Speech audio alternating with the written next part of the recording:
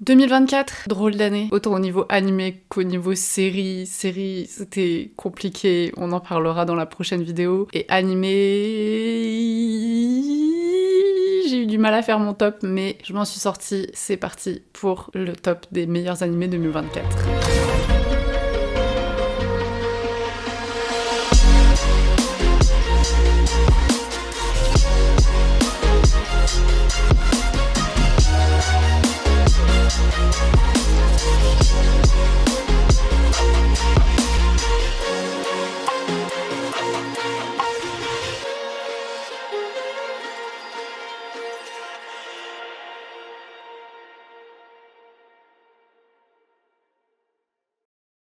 Évidemment, il n'y aura pas de spoiler et il s'agit évidemment de mon avis tout à fait personnel. On commence avec le numéro 9.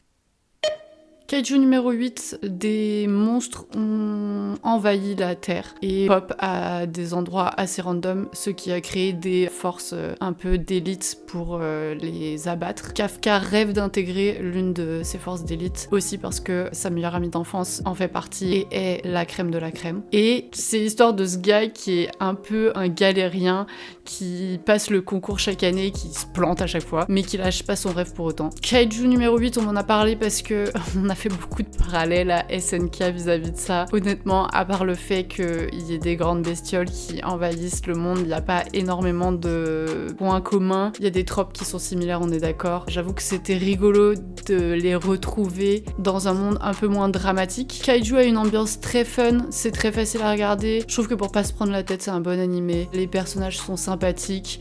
Le trio qui se forme est cool aussi. On aime bien le personnage principal qui est un peu monsieur tout le monde qui galère. Ça s'enchaîne bien, le rythme est assez soutenu, ça fait qu'il n'y a pas d'épisode où on a l'impression que ça traîne et il se passe rien. Très classique dans le style shonen, mais sans avoir le côté rébarbatif que je reproche à énormément de shonen.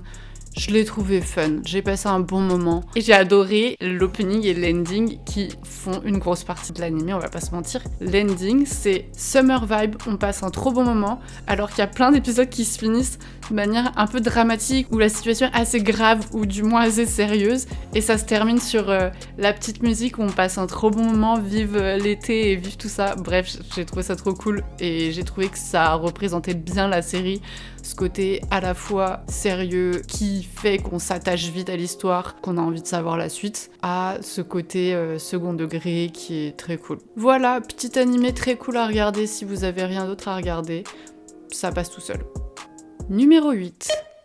Criminel fiançailles ou Yakuza's fiancé. Je pense que c'était mon petit péché mignon de l'année parce que j'ai regardé trop de school life romance qui m'ont déçu. Et Criminel fiançailles, c'est croustillant, c'est un triangle amoureux, il y a vraiment des histoires, les personnages sont chouettes, je trouve qu'on passe un vraiment bon moment. Sur un ton un peu plus mature, on est dans une ambiance beaucoup plus action parce qu'on suit l'histoire de Yoshino qui est la petite fille d'un chef de clan de Yakuza de Osaka, si je dis pas de bêtises, et qui va passer une année chez Kirishima qui est le petit-fils d'un chef de clan de Tokyo. Et les deux sont plus ou moins en instance de fiançailles ou pas, on sait pas trop. Le but c'est qu'ils se rencontrent et voir si ça marche, mais c'est plus des manœuvres business que autre chose. En soi, ils ont pas besoin de se marier à la fin de l'histoire, c'est juste le deal et pour faire ami-ami on va dire. Très cool, j'ai vraiment bien aimé. Je trouve que le personnage de Yoshino est très bien. Je crois que les deux premiers épisodes ou le premier épisode, on a une Yoshino qui est toute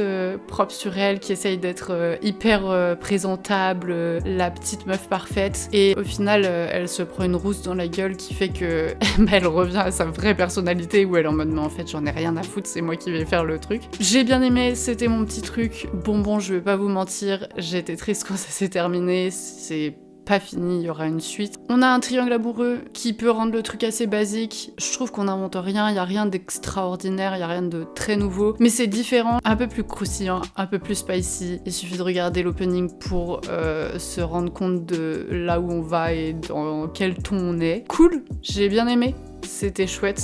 J'étais fan du triangle amoureux, j'en avais vraiment besoin. L'animation est particulière. En fait, j'ai eu l'impression que c'était un webtoon tout du long parce que je trouvais que ça faisait très dessin de webtoon. Ce n'est pas le cas. Elle a rien d'extraordinaire, mais elle a une patte assez particulière qui fait que l'animé est très identifiable. C'est assez différent d'une animation plus classique qui manquerait un peu de caractère. Je trouve que là, pour le coup, les dessins ont une vraie identité et c'est pas mal. Beaucoup de beaux gosses et de belles gosses aussi, mais beaucoup de beaux gosses si jamais vous êtes en manque. Voilà, c'est le moment.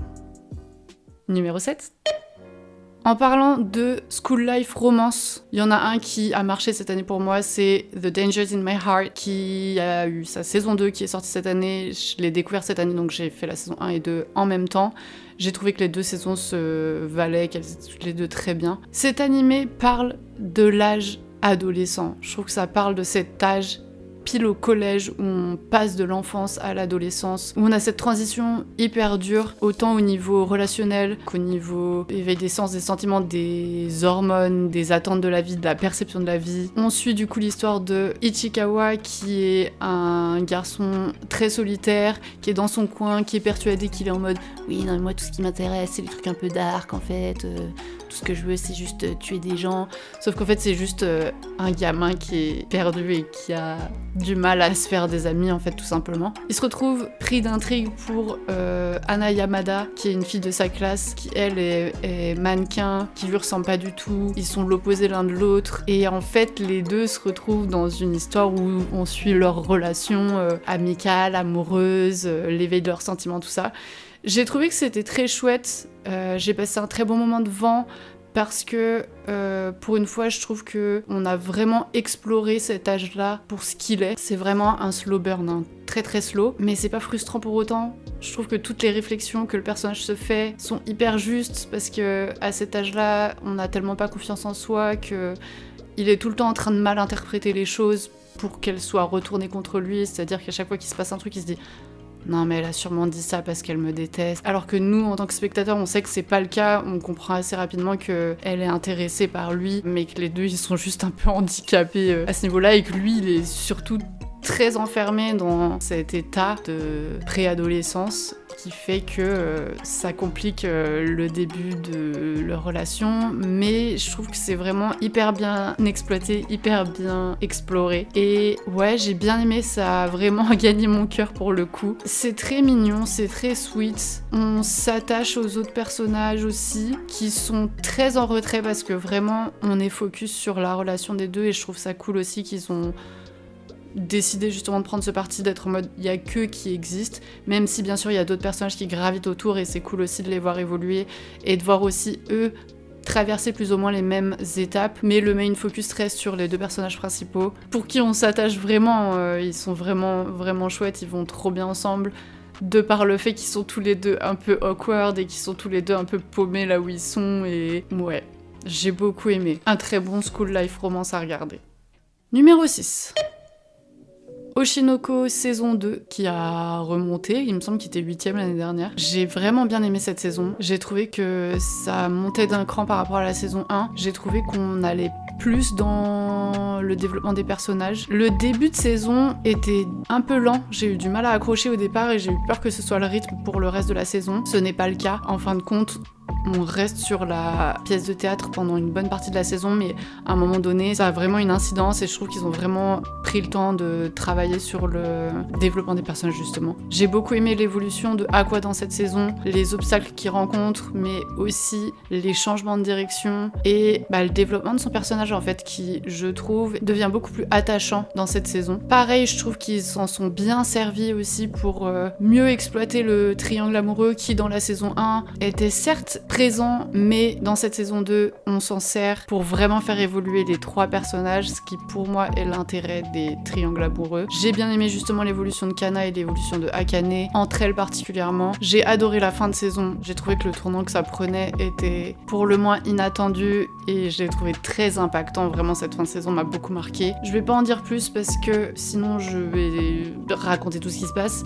Par contre, une chose importante, c'est que l'animation qui était déjà extraordinaire avant est vraiment monté d'un cran cette saison. Il y a certaines séquences où ils se sont permis de faire des trucs un peu plus stylisés, un peu plus artistiques, que j'ai trouvé trop bien, et j'ai vraiment apprécié qu'ils s'autorisent à faire ça justement et qu'ils prennent surtout le temps de le faire et l'argent de le faire. C'était encore mieux que la saison 1 et j'ai trop hâte de la saison 3.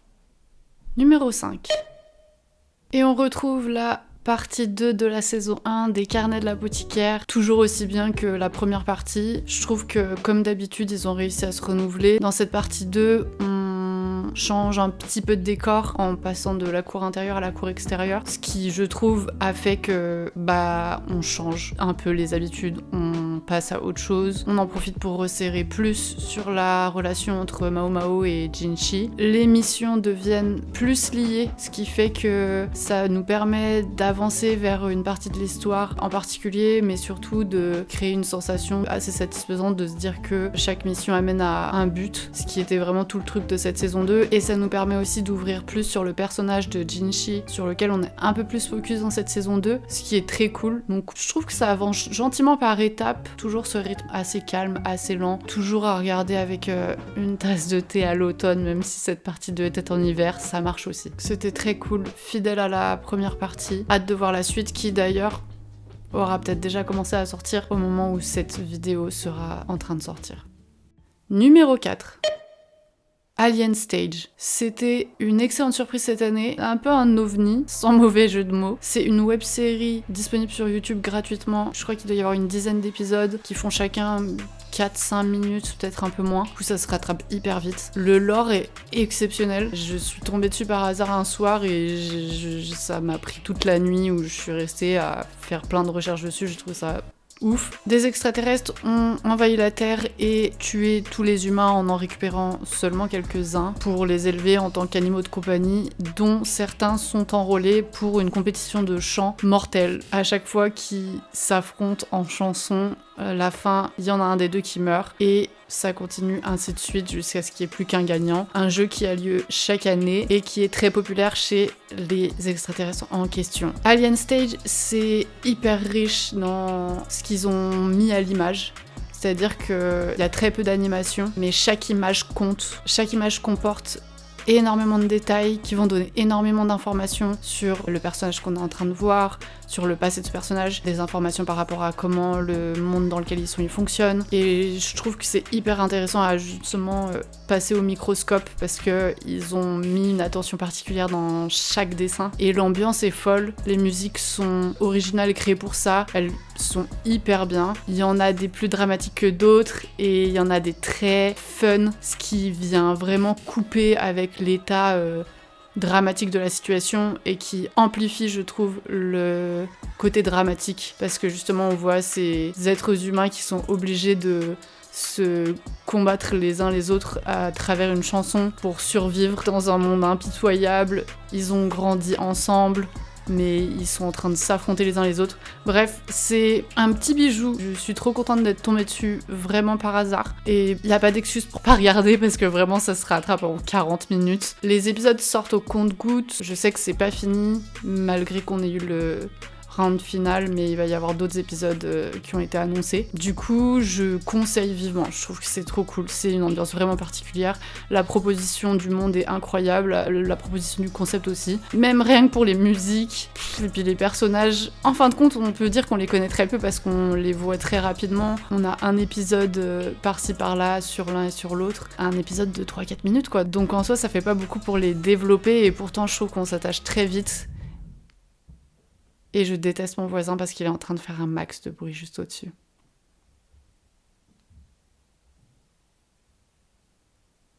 Je ne sais plus ce que je disais. Proposition d'un monde incroyable, proposition d'une histoire incroyable, exécution de la mise en scène. Le lore est ouf. Et ouais, le résultat est vraiment stylé. Alien Stage, c'est gratuit sur YouTube. Je mettrai le lien dans la description, comme ça, vous n'aurez pas de galère à le trouver. Voilà. Ok, on va pouvoir passer au top 3. Et pour ce top 3, j'ai eu énormément de mal à savoir comment les placer. Donc je les ai mis comme ça, mais à titre assez indicatif, parce que je les ai tous les trois aimés de manière très différente, parce qu'ils sont tous les trois très différents. Voilà, c'est parti. Numéro 3. Le tant attendu Tower of God saison 2 qui est passé sous les radars de tout le monde. 4 ans qu'on attend cette saison 2. J'étais trop contente que ça fasse toute ma deuxième partie de l'année parce qu'on avait un épisode toutes les semaines depuis début juillet. Tower of God, c'est mon animé de cœur que j'aime trop parce que j'adore le webtoon et le webtoon est insane. Je le conseille énormément. Cette saison 2 était particulière parce que déjà ils ont changé de studio d'animation et c'était pas terrible. C'est pas catastrophique, pour moi ça aurait pu être vraiment pire et je trouve que le fandom a été très chiant là-dessus, a vraiment beaucoup râlé, sachant qu'il avait beaucoup râlé sur l'animation de la saison 1 qui était pour moi incroyable, justement parce qu'elle avait vraiment une patte. Certes, elle ressemblait pas énormément au dessin du webtoon, mais pour autant il y avait vraiment une vraie prise de parti pour le dessin, pour l'ambiance, c'était hyper vivant, il y avait quelque chose de très organique dans les arrière-plans, dans les couleurs. La saison 1 était incroyable. La saison 2 est très lisse au niveau de l'animation, ce qui crée un sentiment un peu étrange parce que du coup en fait je trouve que ça lisse aussi un peu l'histoire d'une certaine manière, aussi parce que je trouve que cette saison 2 était très difficile à adapter. Déjà donc on a deux arcs, on a l'arc du retour du prince et l'arc de l'atelier qui sont inséparables les deux. Le retour du prince est un arc un peu bâtard dans le sens où même dans le webtoon, en fait, c'est étrange parce qu'on passe sur un autre groupe, on suit une autre histoire et du coup, comme la saison 1 se termine sur un méga cliffhanger et qu'on a trop envie de savoir la suite, c'est hyper étrange d'avoir ce changement de rythme assez brutal dans la saison 2 et j'avais peur de voir comment ils allaient s'en sortir. Je trouve honnêtement qu'ils s'en sont pas trop mal sortis. Au final, le plus important, c'est en fait qu'on s'attache à cette nouvelle équipe et je trouve qu'en fin de compte, ça fonctionne. J'ai été trop contente de les voir. On a eu trop de la chance d'avoir nos 24 épisodes pour adapter ces deux arcs. On a eu trop de la chance d'avoir le retour de Kevin Penkin à la musique qui était incroyable. Je trouve que cette saison 2 s'en est bien sortie. Des scènes de l'animé que j'ai trouvé incroyables, qui étaient folles dans le webtoon et dans l'animé, elles avaient monté d'un cran et je m'y attendais pas du tout. Une scène en particulier dont on parlera dans ma 3e vidéo. Et ouais, je trouve qu'on s'attache vraiment comme il le faut à l'enjeu des personnages qui est du coup j'ai pas envie de spoiler. Si vous avez pas vu la saison 1, passez à la suite, je vais parler de la saison 2. Mais du coup, on s'attache vraiment à l'enjeu qui est de retrouver Bam absolument. Même s'il y a certains enjeux qui se perdent et surtout, je pense que c'est pas certains enjeux qui se perdent, mais je pense qu'il y a certaines explications qui sont si rapides qu'en fait, quand on n'a pas lu le webtoon, on les loupe. Mais pour autant, on garde le principal qui est que la famille soit réunie, quoi, que le groupe se reforme. J'ai adoré retrouver Tower of God tous les dimanches. Je suis trop triste, ça vient de finir. Ne passez pas à côté de Tower of God et regardez Tower of God. Juste pour les personnages, juste pour le lore, juste pour l'histoire. Regardez, lisez. Bref, Tower of God, ma vie. Numéro 2.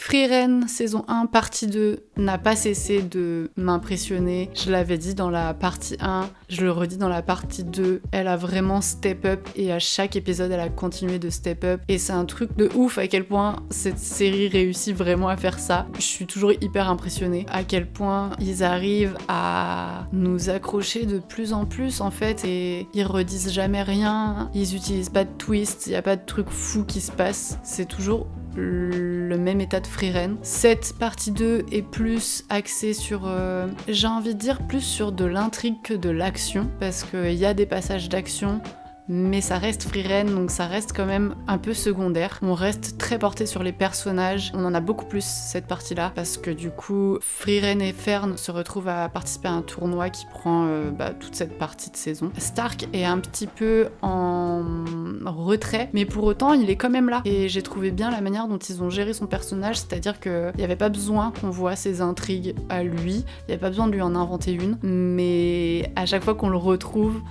on comprend un petit peu les trucs qu'il a pu vivre et j'ai trouvé ça super chouette. Frieren et Fern se retrouvent du coup à rencontrer beaucoup d'autres personnages qui sont très gris, ce que j'ai aussi beaucoup apprécié. On a tendance à tout de suite les juger et les catégoriser et en fin de compte, l'animé nous les dépeint très humainement avec beaucoup de nuances, ce que je trouve très fort et que l'animé fait très bien. Déjà rien qu'avec Frieren, elle continue d'être creusée, elle continue son évolution à sa propre manière en fait, son côté très indifférent mais aussi doublé d'aucune arrogance en fait, elle a vraiment quelque chose de très détaché, son côté un peu peu naïf et innocent, qui est contrebalancé par le côté d'elle qui est surpuissant en fait, sa force qu'elle ne montre pas souvent en fin de compte, qu'on voit rarement, mais quand on la voit, il y a vraiment quelque chose d'hyper fort qui se dégage, déjà parce que elle a un côté imbattable, mais aussi parce que ça tranche tellement avec le personnage que ça marche de ouf. Dans ce tournoi,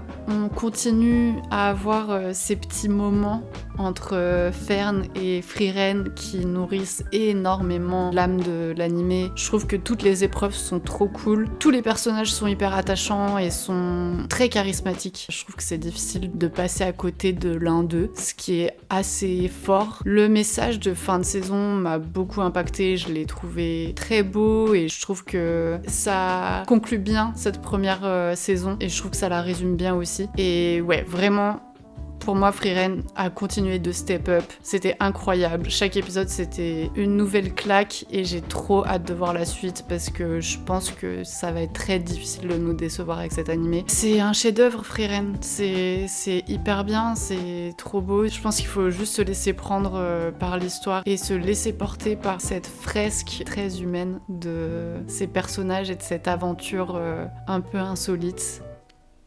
Ouais. Allez, le dernier. Je vais y arriver en une seule fois. Dead Demon Destruction. Putain. J'ai adoré cet animé. C'est vraiment la meilleure surprise de mon année. Et je l'ai regardé parce que vraiment j'en ai entendu parler plein de fois. Et en fait, une fois l'avoir vu, je trouve qu'on en a pas assez parlé en fin de compte parce que c'était incroyable. Il y a un vaisseau extraterrestre qui s'est amarré au-dessus de Tokyo, et c'est tout. Pour l'instant, il se passe rien de plus. Et on suit la vie de Oran et Kadode, qui sont deux lycéennes, et du coup, de leur vie de lycée normal, dans un monde en fait pré-apocalyptique. Cet animé nous parle de plein de choses et son point central c'est vraiment l'amitié. C'est vraiment une très belle histoire d'amitié, aussi bien entre Oran et Kadode que leur groupe de copines. Ça nous parle d'une jeunesse qui essaye de se construire dans un monde qui est destiné à être détruit, mais sans le savoir vraiment en fin de compte parce que il y a cette menace qui est là. Pourtant, il n'y a eu aucune communication de la part ils appellent ça des envahisseurs. Il n'y a eu aucune attaque. Il y a juste cette peur ambiante en fait qui règne. Et à côté de ça, en fait, tu suis ces meufs-là qui doivent continuer à vivre leur vie comme si de rien n'était, c'est-à-dire qu'elles arrivent en fin de lycée, donc elles ont des problèmes de lycéennes, des problèmes d'amitié ou d'amour ou de projet de vie ou de tout ce qui se passe en fait quand t'es au lycée, sauf que ça se passe dans un contexte qui est hyper incertain où en fait ce vaisseau, même si en soi il a rien fait de mal, il amène un climat qui restreint tout en fait. Leurs horizons sont vraiment restreints. C'est l'histoire de ces deux meufs et de ces gens, ces lycéens qui doivent continuer à vivre dans un climat où ils savent d'avance que c'est perdu d'avance, mais c'est pas encore le cas. Donc ils doivent continuer à faire semblant qu'il va y avoir quelque chose après, alors qu'en fait probablement pas. Et c'est tellement juste, c'est tellement beau. Je trouve que il y a une maturité qu'on retrouve très rarement. Je l'ai comparé à la maturité de Nana, même si on n'est pas dans le même registre, mais je trouve que il y a des conversations, il y a des sujets qui ont été abordés, il y a des façons de faire où c'est en mode on voit vraiment quelque chose de la vie de tous les jours, ça casse vraiment sur un school life innocent. J'ai cassé du sucre sur les school life alors que j'aime bien ça de base, mais là il y a vraiment quelque chose d'hyper percutant, hyper juste. J'y crois à 200% ce qui leur arrive. Et ouais, il y a cette envie de vivre malgré le fait qu'elles sont dans un état où en fait là il va sûrement s'agir plus de survivre plutôt que de vivre. Et en fait elles se maintiennent dans cet espace de l'adolescence où elles quittent l'enfance, elles arrivent vers le monde adulte. Elles sont trop contentes, donc elles ont les joies de ça.